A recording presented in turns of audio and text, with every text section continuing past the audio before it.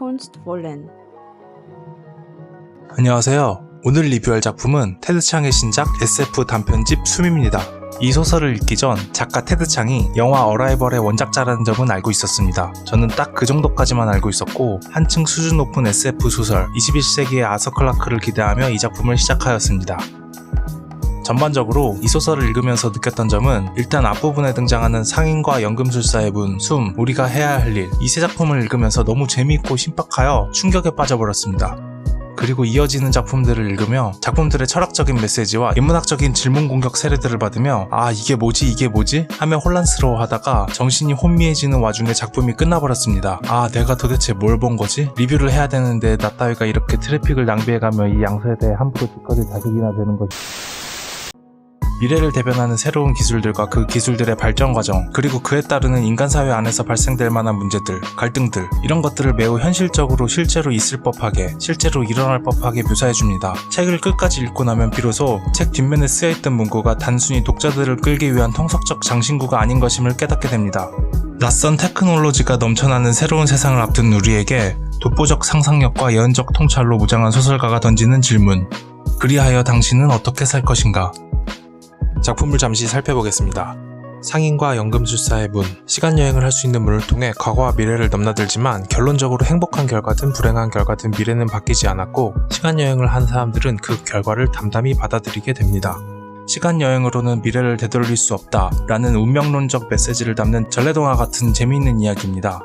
그 연장선으로 우리가 해야 할 일에서는 버튼을 누르면 누르기 1초 전에 불이 켜지는 장난감이 등장합니다. 예측기라고 불립니다. 누르는 척만 하고 누르지 않거나 하는 등 이 단순한 장난감을 오작동하기 위한 사람들의 수많은 시도가 있었으나 모두 실패하게 됩니다. 이에 사람들은 운명론적 관점을 갖게 되고 자발적인 행동 자체를 중지하는 지경에 이르게 됩니다. 이 단순한 버튼을 누르는 장난감이 어마어마한 파급력을 갖게 되는 이야기입니다.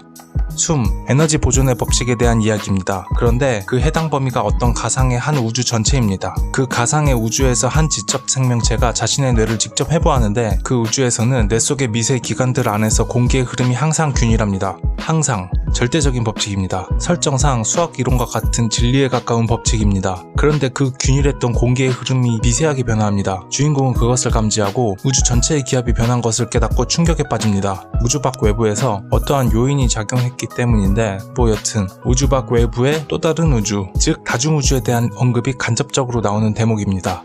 소프트웨어 객체의 생애주기, 인공지능에 대한 이야기입니다. 이전까지 인공지능에 대해 다루었던 다른 작가들의 작품들이 예상치 못한 인공지능의 발달 속도와 그 제어 능력을 잃어버린 인간을 위협하는 존재로서 공포의 대상으로 그려졌다면 이 작품에서는 천천히 하나하나 발전해 나가는 매우 인간 친화적인, 심지어 연민까지 느껴지는 인공지능이 등장합니다. 인간과 인공지능과의 관계가 부모와 자식 혹은 주인과 반려동물의 유대관계, 그 무언가가 느껴집니다. 양육이라고 불러도 어색하지 않을 정도입니다. 데이시의 기계식 자동보모, 과거에 등장했다가 실패한 기계식 자동보모에 대한 이야기입니다. 과거에 등장했었고 미래에도 등장할 수 있는 자동 육아 기계 혹은 로봇, 이것이 결코 엄마라는 존재를 근본적으로 대체할 수 없다는 그 한계점을 암시해주고 있습니다. 사실적 진실, 감정적 진실, 어떤 한 부족이 문자를 처음 배우게 되는 상황과 그리고 미래 시대의 사람의 기억을 영구적으로 저장하여 열람할 수 있게 하는 기술, 이것을 받아들이는 과정을 그립니다. 새로운 기술이 등장했을 때 인간이 그것을 받아들이는 과정에서 나타나는 나약함에 대해 묘사합니다.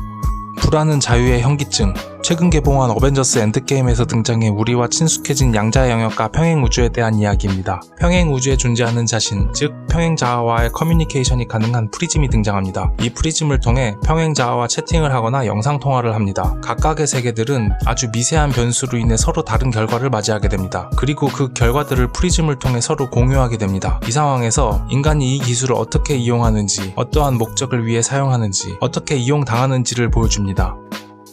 작가는 이 소설들을 통해서 4차 산업혁명을 맞이하는 우리의 자세에 대해 제안합니다. 인간의 나약함과 이기적인 모습은 미래에도 크게 다르지 않다.